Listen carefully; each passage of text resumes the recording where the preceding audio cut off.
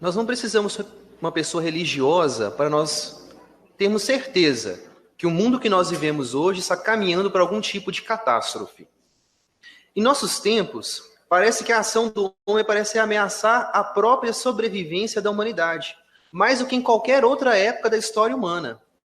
Algumas consequências, nós podemos citar, por exemplo, o aquecimento global, a possibilidade de uma guerra nuclear, ameaçam toda a humanidade, todo o nosso planeta. Existe um boletim, chamado Boletim dos Cientistas Atômicos, que é uma organização sem fins lucrativos sobre questões de ciência e segurança global. Esse boletim fez a seguinte advertência, irmãos. Desde que as primeiras bombas atômicas foram lançadas, o mundo nunca se confrontou com uma situação tão perigosa. Mas por que tão perigosa?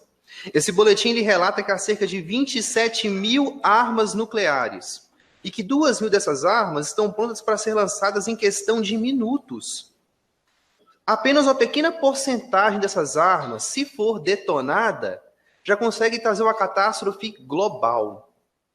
Mas não precisamos ir tão longe, a ponto de bombas atômicas, para falar sobre a situação que nós vivemos hoje. Por exemplo, crises econômicas, aumento da violência, disseminação de doenças graves, são evidências claras da instabilidade do mundo que nós vivemos. O medo, toma conta da humanidade. Embora o medo seja invisível, ele é real em nossas vidas. Mesmo que algumas pessoas não se deem conta disso. Existem muitas coisas que nos causam medo, mas vamos considerar apenas alguns 4 perigos que afetam praticamente todas as pessoas que estão aqui presentes. A violência urbana. Quem é que não tem medo da violência urbana? Principalmente nossas irmãs que estão aqui presentes podem temer assédio sexual, estupro, violência doméstica. São situações preocupantes, não são mesmo, irmãos?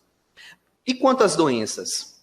Há cerca de 40 anos atrás, os cientistas tinham dito que doenças comuns como a malária, a febre amarela e a dengue tinham sido erradicadas. Mas o que aconteceu? Essas doenças voltaram, e mais fortes, mais resistentes aos medicamentos. Elas estão fora de controle. Isso nos leva à seguinte pergunta, obrigado. Será que este mundo está condenado à destruição? O que os irmãos acham? Está condenado? A resposta é sim, irmãos. Esse mundo está condenado, mas não da forma como muitos pensam. Por quê? A Bíblia, quando usa a palavra mundo, ela se refere tanto à humanidade como um todo, mas também e principalmente à sociedade humana afastada de Deus. A Bíblia usa uma palavra grega, a palavra cosmos. E quando ela usa essa palavra cosmos nas Escrituras, é para representar o mundo da humanidade à parte dos servos de Deus. O apóstolo Pedro, por exemplo, escreveu sobre um mundo de pessoas ímpias, dizendo que o mundo, nesse caso, eram as pessoas que estavam afastadas de Deus, a sociedade humana injusta. Então, quando nós falamos o mundo está condenado à destruição, o que nós queremos dizer com isso? A sociedade humana injusta, apartada de Deus, está condenada à destruição. Apesar de muitos terem medo, que haja uma extinção da humanidade em geral, nós podemos ter certeza que Deus não vai causar nem permitir que isso aconteça. Mas podemos ter certeza também que Deus vê as aflições da humanidade. Jeová Deus, ele sabe muito bem que a situação da humanidade está piorando, irmãos.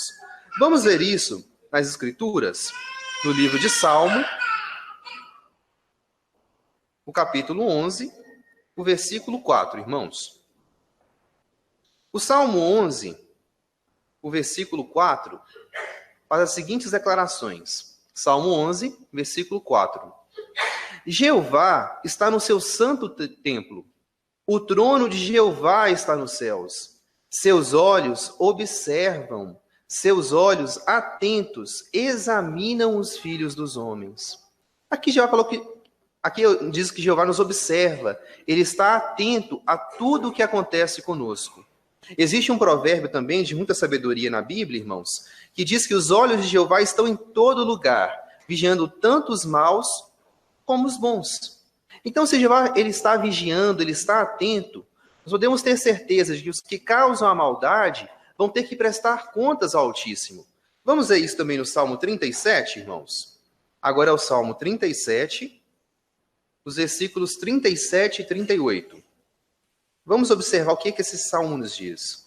Salmo 37, os versículos 37 e 38 nos diz: Observe o homem irrepreensível, preste atenção ao homem reto, pois o futuro desse homem será pacífico.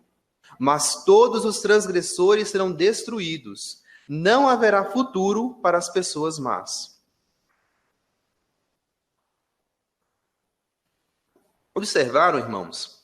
Esse salmo nos diz que não haverá futuro para as pessoas más. Podemos ter certeza de que Deus irá trazer essa condenação sobre essa sociedade humana injusta. Mas por que Deus permitiu que os problemas mundiais chegassem ao ponto que estão hoje? Por quê? A razão pela qual Deus tem permitido que a perversidade exista até os nossos dias se relaciona com eventos ocorridos lá no início da história humana. É um incidente no início da criação humana que aconteceu e que levantou uma importante questão relacionada com o próprio Criador. Uma questão complexa, que não podia ser resolvida de forma nem rápida, nem fácil. Vamos observar o que ocorreu. Jeová Deus, ele criou o primeiro homem e a primeira mulher de forma perfeitas e os colocou em um paraíso aqui na Terra. Esses seres humanos, eles receberam um dom em especial que o distinguia dos demais animais. Que dom era esse? O dom do livre-arbítrio. O que livre-arbítrio significa? Significa que, como pessoas de livre vontade, os seres humanos eles podem usar o seu intelecto para escolher amar, servir, obedecer ao seu Criador ou não. Podem também preferir uma vida independente de Deus e deliberadamente desobedecê-lo. Jeová ele colocou essa liberdade de escolha na mão de cada um de nós. Cada um de nós, seres humanos, tem a opção de escolha de servir ou não ao nosso Criador. Esse livre-arbítrio que Jeová nos deu foi uma demonstração de amor por parte de Jeová, porque ele não obriga a ninguém a fazer a vontade dele. E em relação àquele primeiro casal humano, Jeová, de forma amorosa, colocou apenas uma restrição aos dois, para que eles permanecessem no favor de Deus, para o seu próprio benefício e também o benefício da futura descendência humana. Aquele primeiro casal humano, eles não deviam comer apenas de um fruto de uma determinada árvore específica. Era a única restrição que eles tinham. Era muito fácil eles obedecerem a essa lei. Mas será que eles obedeceram? A Bíblia nos diz claramente o que aconteceu.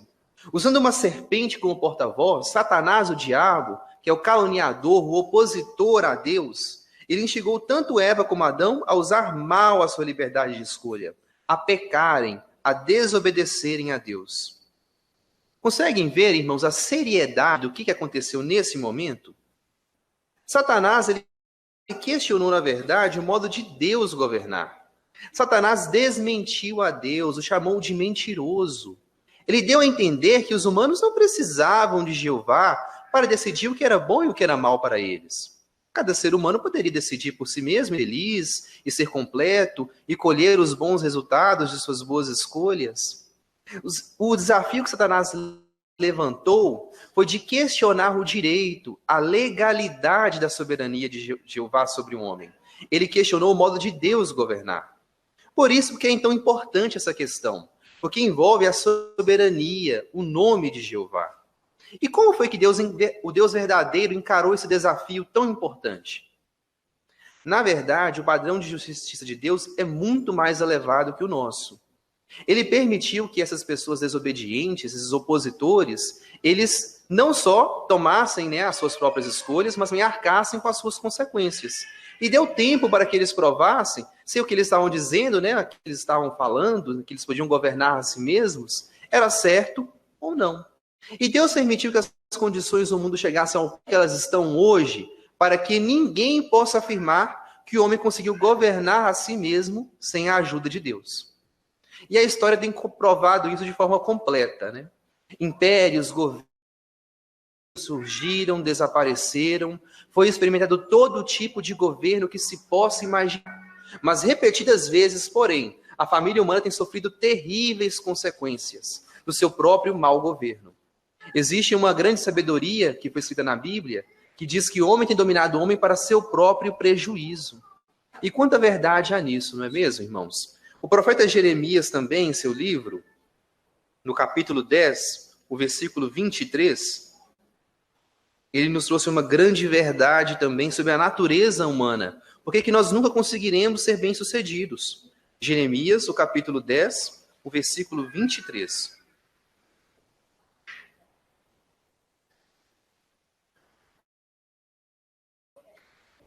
Jeremias 10, 23 nos diz: Bem sei, ó Jeová, que o caminho do homem não pertence a ele. Não cabe ao homem nem mesmo dirigir os seus passos. Quanta verdade há nisso, nessa profecia, não é mesmo, irmãos?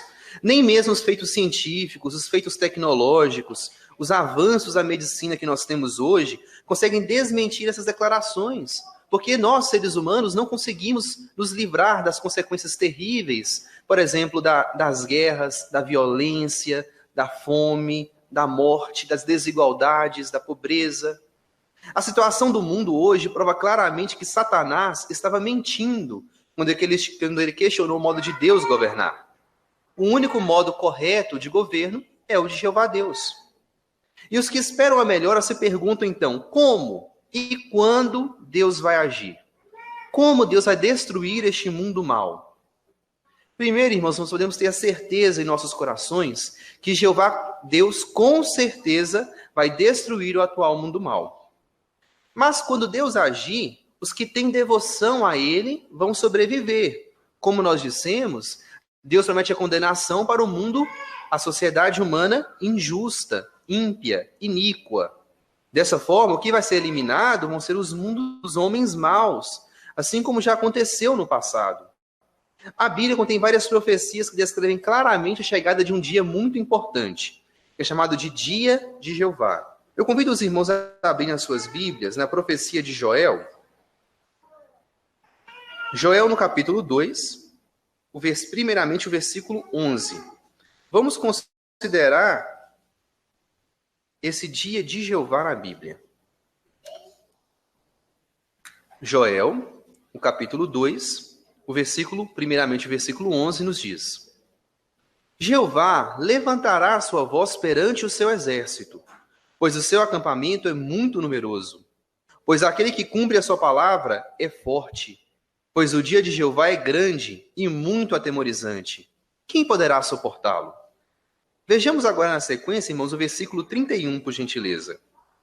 O 31 nos diz: O sol será transformado em escuridão e a lua em sangue, antes de chegar o grande e atemorizante dia de Jeová.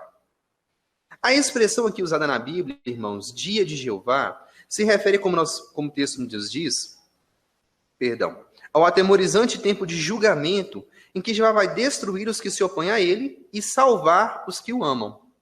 Esse dia de Jeová é um período especial de tempo. Não é um dia literal de 24 horas. É um período especial em que Jeová se manifesta ativamente contra os seus inimigos e a favor do seu povo. Nesse dia, Jeová vai executar julgamento divino sobre as pessoas iníquas e vai sair vitorioso sobre os seus opositores. É também um dia de salvação, de libertação para os justos. O dia em que o próprio Jeová é grandemente enaltecido como o único supremo. Assim, de duas maneiras, ele é única e exclusivamente o grande dia de Jeová. Esse dia, irmãos, é detalhado nas Escrituras como um dia de batalha, um dia grande, atemorizante, de aflição, angústia, desolação e sobressalto. Mas para quem? Angústia para aqueles que são inimigos de Deus. O profeta Amós perguntou: o que significará para vós o dia de Jeová? E ele mesmo respondeu: será escuridão e não luz. O profeta Isaías nos alertou: eis que está chegando o próprio dia de Jeová, cruel, tanto com fúria como com ira ardente. Nesse tempo, irmãos, o dinheiro não servirá de nenhuma segurança, nenhuma proteção para aqueles que não servem, que não obedecem ao grandioso Criador. O profeta Ezequiel nos disse que a própria prata será lançada nas ruas. Nem a prata, nem o ouro poderá livrar ninguém do dia da fúria de Jeová. E dias assim já aconteceram no passado. A expressão dia de Jeová já se aplicou à execução do julgamento divino em várias ocasiões na história humana. Por exemplo, um dia de Jeová sobreveio aos habitantes de Jerusalém por meio dos babilônios em 607 antes da Era Comum, quando a cidade foi destruída por Babilônia. E uma execução semelhante do julgamento divino aconteceu no ano 70 da Era Cristã, quando Deus usou os romanos para aplicar seu julgamento contra a nação judaica, que havia rejeitado o Filho de Deus, Jesus Cristo. A Bíblia também prediz um dia de Jeová para o futuro, quando ele irá guerrear contra todas as nações. Sob inspiração, o apóstolo Paulo ele associou esse dia à presença de Cristo, que nós sabemos que começou com a entronização de Jesus como Rei Celestial no ano de 1914. Então agora, com o dia de Jeová já raiando no horizonte, nós temos que ter em mente o texto de Sofonias 1,14, que diz: está próximo o grande dia de Jeová. Os julgamentos do passado, que já aconteceram, a execução divina, que já aconteceu no passado, nos provam que Jeová sempre esteve atento às condições na terra e que ele já agiu várias vezes em favor do seu povo. Podemos ter certeza que no futuro, Jeová vai usar um exército celestial liderado por Cristo para destruir este mundo mau. Apocalipse nos diz que anuncia a vinda do rei com poder e grande glória para executar julgamento. E fala que Jesus Cristo será acompanhado de guerreiros celestiais que vão acompanhar a ele nessa batalha. Jesus, quando ele cingir a sua espada, ele será acompanhado de seus santos anjos, que farão parte desse exército de Cristo, para lutar em favor do seu povo e trazer julgamento contra a humanidade iníqua. Será que outras pessoas também vão fazer parte desse exército? Jesus, quando ele esteve na terra, ele fez a seguinte promessa aos seus irmãos ungidos. Ele disse que aquele que vencesse e guardasse os seus caminhos até o fim, ele daria autoridade sobre as nações e pastorearia as nações com vara de ferro, de modo que elas seriam despedaçadas, assim como ele recebeu a autoridade do Pai. Então nós temos certeza, então, que os exércitos celestiais de Cristo também incluirão seus irmãos ungidos, os irmãos de Cristo. Então já terão recebido a sua recompensa celestial. Esses corregentes ungidos estarão ao lado de Cristo e dos anjos para realizar coisas atemorizantes, ao pastorear as nações com vara de ferro. Surge então a pergunta, irmãos, será que esse futuro dia de Jeová está próximo? Quando que Deus vai destruir este mundo mau? O apóstolo Pedro, ele aplicou à sua época, ao primeiro século, a profecia dos últimos dias registrada em Joel.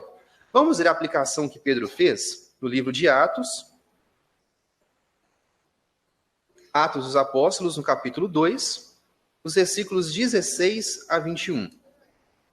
Atos 2, o versículo 16 nos diz: ao contrário, palavras do apóstolo Pedro, isto é o que foi dito por meio do profeta Joel.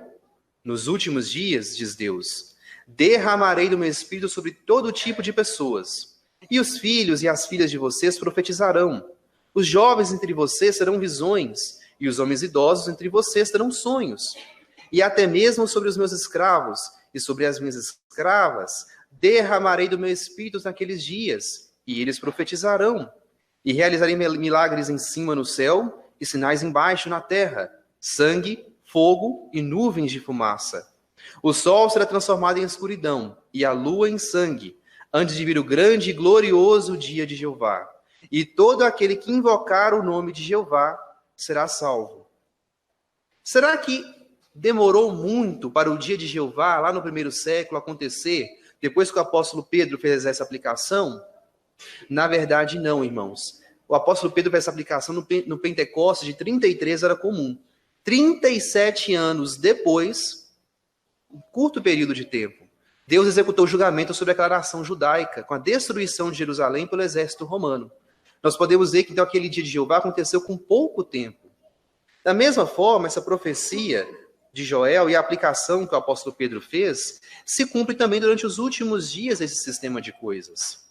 O fato de Jeová reunir todas as nações indica que o dia de Jeová vai afetar o mundo inteiro. E em cumprimento, da profecia de Joel, o Espírito de Deus habilita os atuais discípulos de Jesus no mundo hoje a proclamar o dia de Jeová no mundo inteiro, como sinal realmente da presença de Cristo. A profecia de Jesus, quando ele falou sobre o final do sistema de coisas, tinha dois cumprimentos. Primeiro, lá na Jerusalém, do primeiro século, no sistema de coisas judaico, mas tem um cumprimento muito maior no inteiro sistema perverso dos nossos últimos dias. Nós devemos lembrar, né, do capítulo 24 de Mateus, quando Jesus deu o sinal, as declarações que iriam registrar os últimos dias, e são muito semelhantes às profecias de Joel. Isso mostra que as duas profecias, tanto a de Jesus quanto a do profeta Joel, estão ligadas ao futuro dia de Jeová.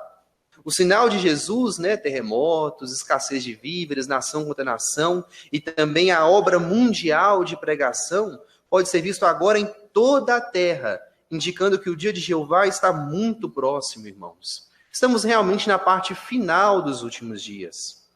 Vem então a pergunta: você pode sobreviver ao fim deste mundo condenado? Todos nós, cada um de nós, queremos com certeza sobreviver a isso.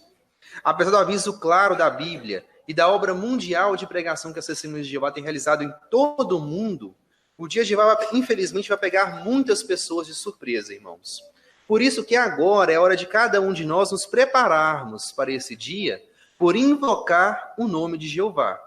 O profeta Joel, convido os irmãos a retornarem à profecia de Joel, ele falou o que nós precisávamos fazer para sobreviver a esse grande e atemorizante dia de Jeová. Joel, o capítulo 2, agora o versículo 32, meus irmãos. Joel, capítulo 2, versículo 32, nos diz: E todo aquele que invocar o nome de Jeová será salvo, pois no monte Sião e em Jerusalém estarão os que escaparem, assim como Jeová disse, os sobreviventes que Jeová está chamando. Invocar o nome de Jeová para ser salvo. Invocar o nome de Jeová, irmãos, envolve mais do que apenas conhecer e usar o nome divino. O contexto da profecia de Joel enfatiza a necessidade de arrependimento genuíno e de plena confiança no perdão de Jeová. Invocar o nome de Jeová envolve realmente conhecer a Deus, confiar nele, obedecer a Jeová e dar a ele o primeiro lugar em nossa vida.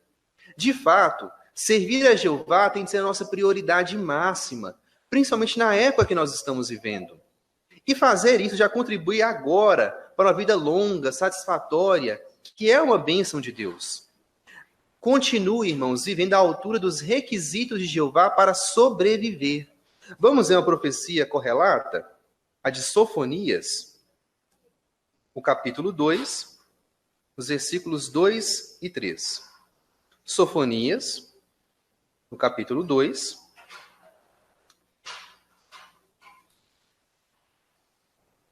os versículos 2 e 3 nos dizem: Antes que o decreto se cumpra, antes que o dia passe com a palha levada pelo vento, antes que a ira ardente de Jeová venha sobre vocês, antes que o dia da ira de Jeová venha sobre vocês, busquem a Jeová, todos vocês, mansos à terra, que obedecem os seus decretos justos. Busquem a justiça, busquem a mansidão. Provavelmente vocês serão escondidos no dia da ira de Jeová. Será que é possível nós sermos poupados no dia da ira de Jeová? Sim, irmãos.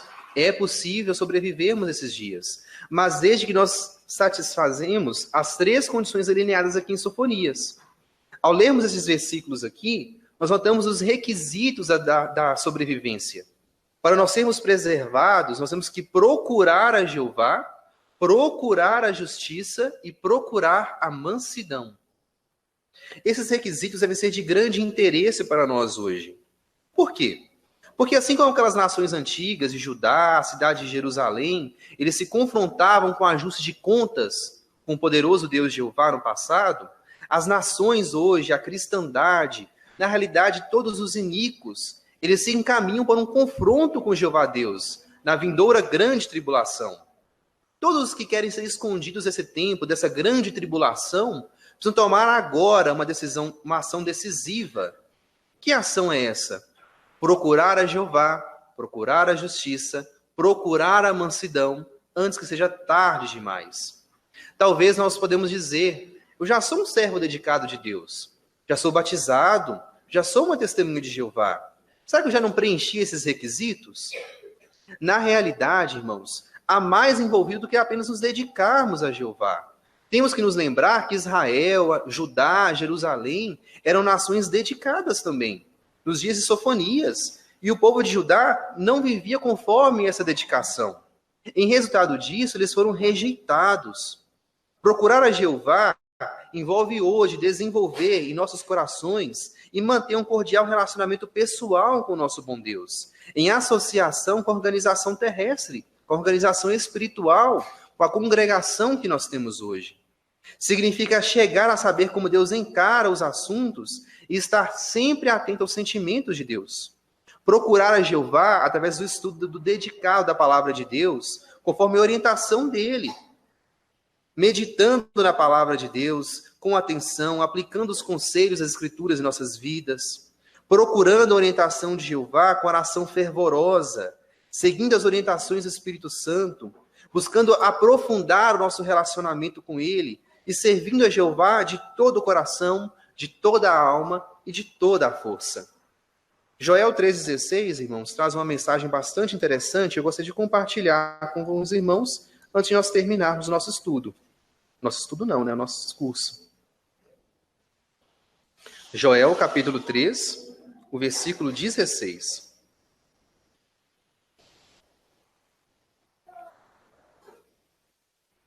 Joel 3,16 nos diz: E Jeová rugirá de Sião, de Jerusalém ele levantará a sua voz.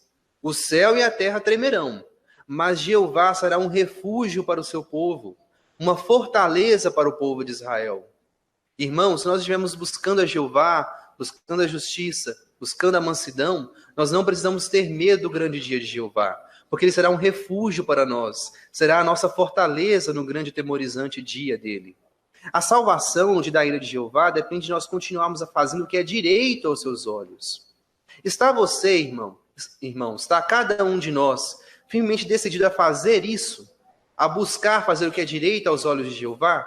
Se nós estivermos fazendo isso agora, nós devemos ter certeza de que vamos ter a proteção de Deus quando ele destruir este mundo mau.